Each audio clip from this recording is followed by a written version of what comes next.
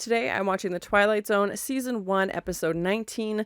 The previous episode was about this World War I pilot who traveled from 1917 to 1959 through this cloud and had left behind, a fellow pilot. So realizing what this pilot goes on to become, he goes back and saves him. And I really enjoyed the previous episode. This episode we know is also about the faces of war, this portrait like nothing we've ever seen, and it's called The Purple Testament. So very curious to see what this is all about. I like that they tell you what the episode's going to be about, but also leave it pretty vague. They obviously don't give everything away, which is nice.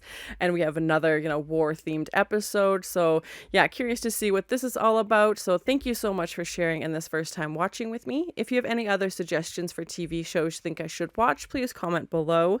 And if you want to have a say in what movies or TV shows I watch, be sure to join Patreon.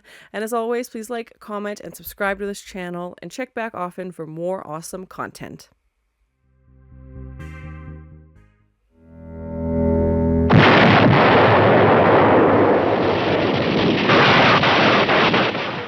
Oh my gosh, this is an intense start. Keep those trucks coming!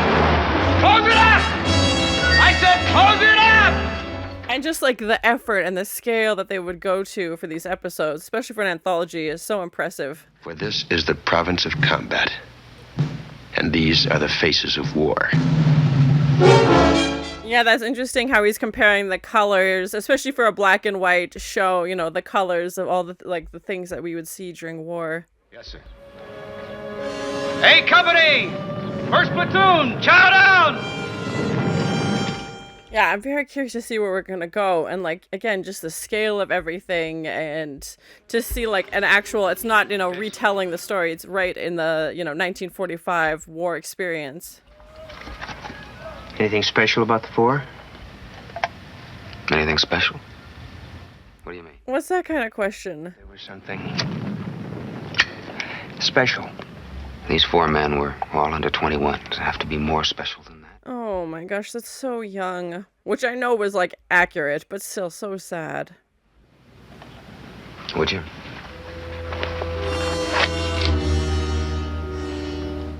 Yeah, I mean, obviously it'd be horrible either way. They're losing people all the time. So? So you want to know what's gotten into me, Phil? I wrote those names down yesterday. What? I wrote them down before we went up. What? How did he know? What? Well, we had a weapons check, and I looked into their faces. And those four men. Yeah, Rod Serling mentioned this guy could see into the future, so that's interesting, yeah. And obviously it came true, the names he wrote down are the people that died. This was their last day. I knew they were going to get it. I knew, and there wasn't any doubt about it. Oh my gosh, yeah, what do? You can't, somebody else would just fill their place, I feel like. I haven't slept much. Yeah, that would be such a burden, too. Do you try and stop it? Do you tell them? Yesterday morning, I swear to you, I wrote those names down yesterday. Oh my gosh, and especially to have that kind of ability in a setting like war, when people are dying all the time, and to look them in the face and know that this is their last day. Too bad. You get that all patched up, you'll be going home. That's not so hard to take, is it? No, sir. Does he know this one's dying and he's trying to just comfort him? If he can see this light around them. Take care, Smitty. Thanks for coming, Lieutenant. Goodbye. Goodbye, sir. Goodbye. Oh no. Oh no. Oh, the light. Oh, that's a cool effect. Yeah, they were supposed to have somebody off camera with oh, and he passes out. Oh, pass out POV. That's cool. A reflection, a mirror or something on his face to show the light. He's not going home.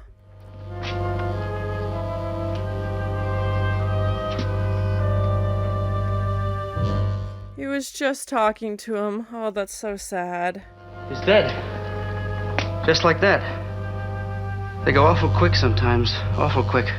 That poor guy. Oh my gosh. Yeah, he definitely saw the light. Funny light or whatever it is. And I know, Phil, I know. Yeah, it'd be such a weird thing to explain because no one else is experiencing this, everything. I just want you to believe it, Captain. That's all I want from you. I want you to believe it. And like the guy he did explain it to was like, get him checked out by a doctor because he's talking crazy. So 30 days on the line and you don't lose a man. That's odd. Odd is when you walk 25 miles and you don't get a blister. Now you're talking odd. yeah, he's survived this long, never had any injuries, never had any incidents. People's faces. Or a dog-faced line officer who's cracking under the strain from having done too much and felt too much and finally having to succumb to it. I mean, that's also very possible, yeah. Facts. How many men do I have to tab as the least likely to succeed? How many more faces do I have to look into?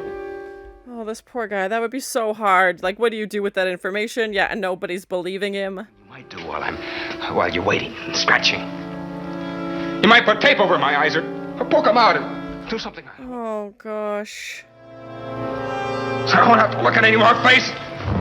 Yeah, like, has he just seen so much death that he can just recognize it now? Like, there could be so many things. Obviously, you know, the trauma of being in war and that situation.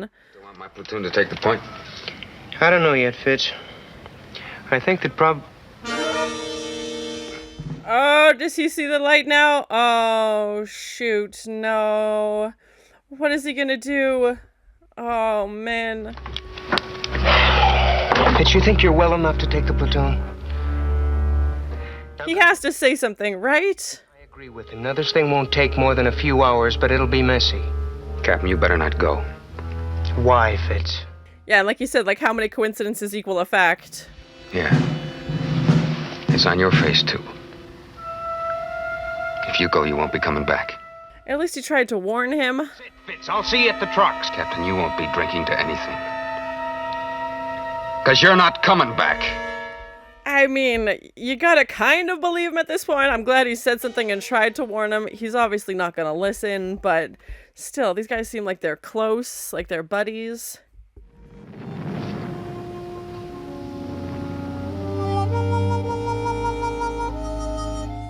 Those pictures of his family. And his wedding ring? Is that just to be like, I'll come back for these?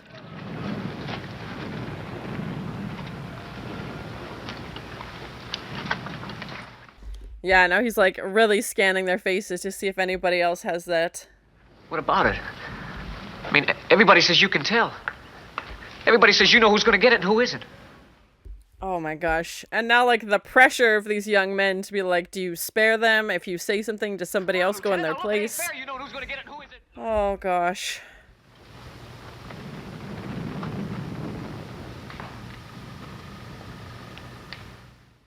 Yeah, and that like pan shot of the whole crowd. Nobody has the lights. All right, Sergeant, let's go. I'm really enjoying the episode, but yeah, I'm very worried for our captain here. Forget about extra details this morning, Sergeant. Just hit the sack. Yes, sir. Come on, hurry it up.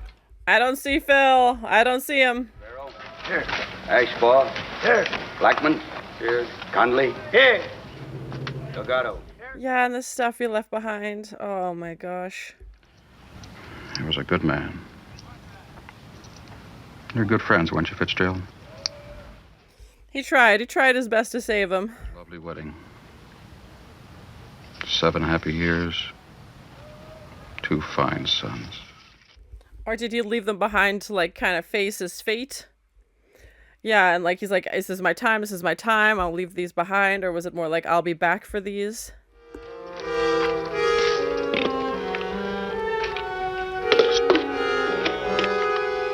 Is he gonna see it in his own face?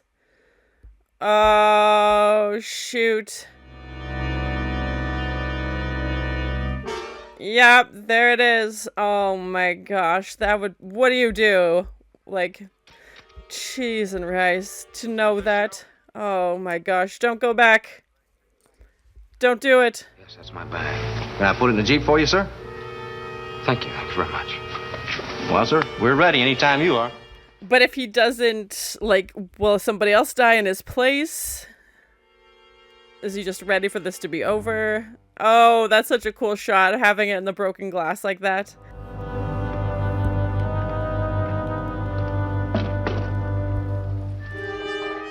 He's like, well, I won't be needing this. A mile up the road. They haven't had a chance to dig him up yet, so take it easy. Stay close to the shoulders. I want you to take good care of the lieutenant. Oh, he's gonna hit a mine. Yeah, he knows exactly what's gonna happen.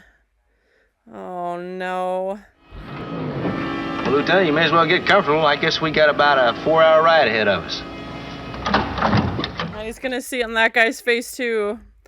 Oh, my gosh. Yeah, they're both doomed. I doubt it. And he just, like, he just accepts it. Like, oh, my gosh. He knows it's coming. That'd be such a bizarre feeling.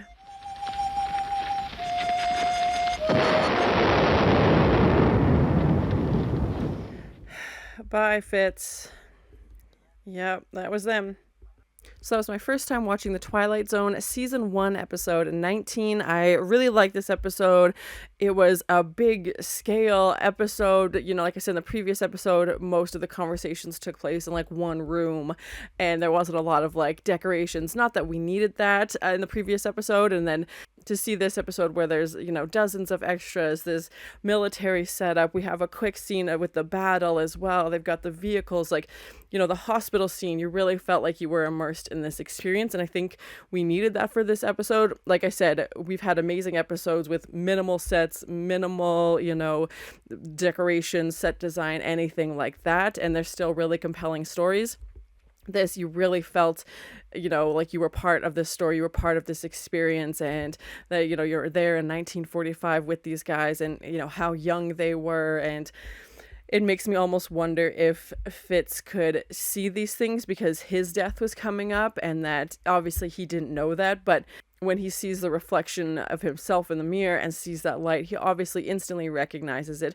He's been seeing it on the faces, you know, I don't know how long this has been going on. It sounds like it was a relatively recent thing. He goes to his captain, you know, Phil, to talk about this, and he's right. You know, the 4 people he had written down do pass away. You know, he goes to the hospital to visit that soldier. He passes away as well, and I really like that shot they had of the broken glass, the mirror, and to see his reflection in that, I thought was really cool and visually a great way to kind of have some symbolism in that. And his reality is kind of shattered where he realizes now that he is next, basically, and he doesn't try and fight it. He doesn't try and, you know, cancel it and say like, no, I'll stay here, because it makes me wonder if somebody else would go in their stead, you know, thinking of like a Final Destination as an example, like if fate will pick somebody else if he doesn't go, if he's not in that car, you know, will somebody else go with him? Will it just delay?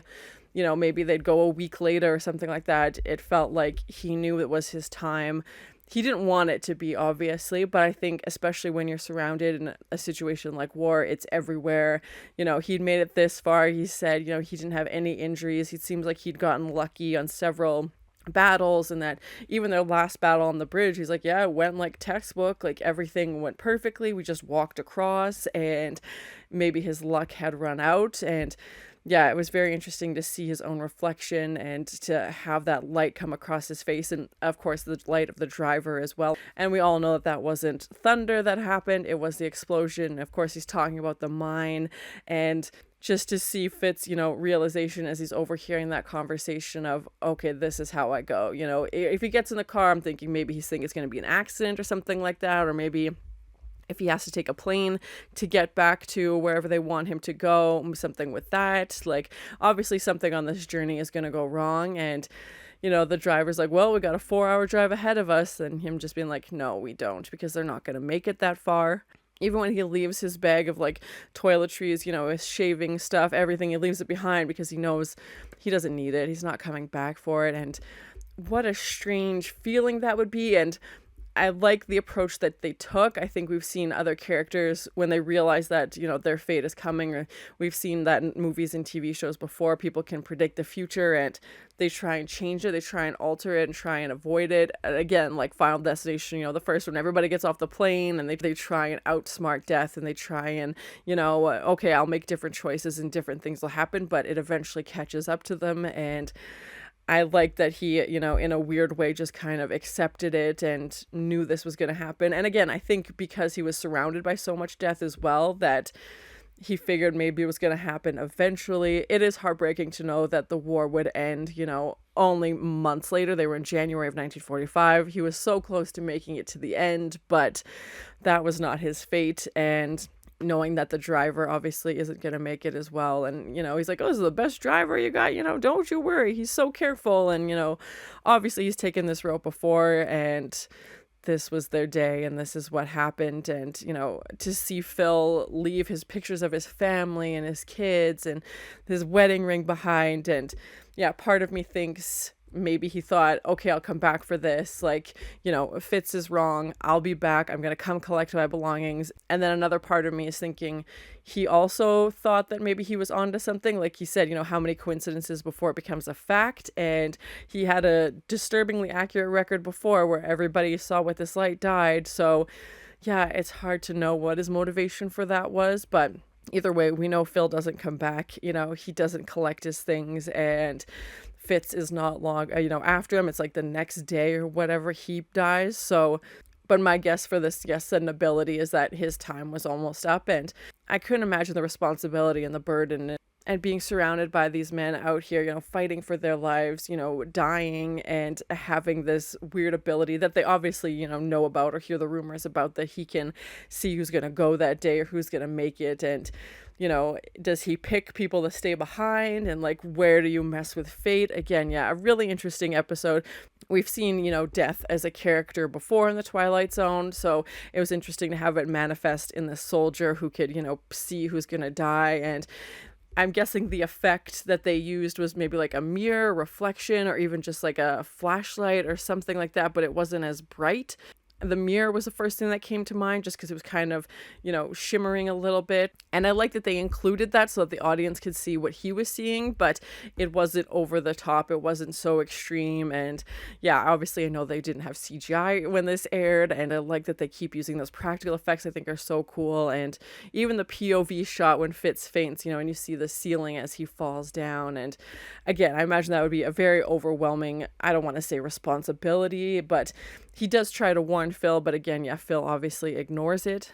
It also makes me wonder that was this, ability his ultimate, demise? Because if he didn't talk to Phil about this, Phil's the one who suggests at the hospital that, hey, he should go talk to somebody, basically. Like, he's saying things that don't make sense. And I feel like that's why they were sending him back, sending Fitz back, and they would have just left him at the camp, otherwise. And, if he hadn't mentioned anything, would they have sent him back? And obviously it's the trip back that kills him. So yeah, very interesting. And even when he tells people they obviously don't believe him, it would be a weird thing to keep to yourself, because it feels like, not to quote Spider-Man, but with great power comes great responsibility. And yeah, it would be such a bizarre thing. Again, when you're surrounded by war, and, even they're speculating that it could be the trauma of war, some PTSD or something like that, that he's imagining this, and that they chose light to symbolize death, like having this light, show up on their faces, as opposed to this dark shadow or, this dark creature,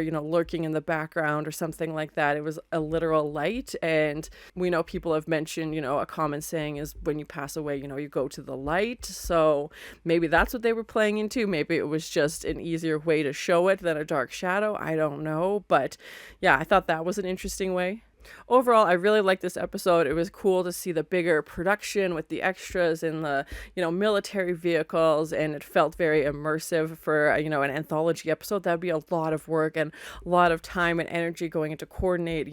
There were so many people in this episode. Not all of them talked, obviously, but to have that big group of soldiers, and just, I appreciate the time and creativity and energy that would go into, again, you're making 25-minute episodes. The next episode, they're going to have to start all over again. So I really appreciate that. And again, was it, Fitz's demise? Did he set himself up by talking about this ability? Because that's what sent him back. And how would you respond if you saw your own fate? If you knew you were going to die, how would you react? Obviously, we see how Fitz responds and just calmly gets in the car, and, that's away he goes. We don't see the explosion. Obviously, we hear it off camera, but I feel like that's strongly implied that's what's happened. And to have the Shakespearean voiceover as well was really interesting.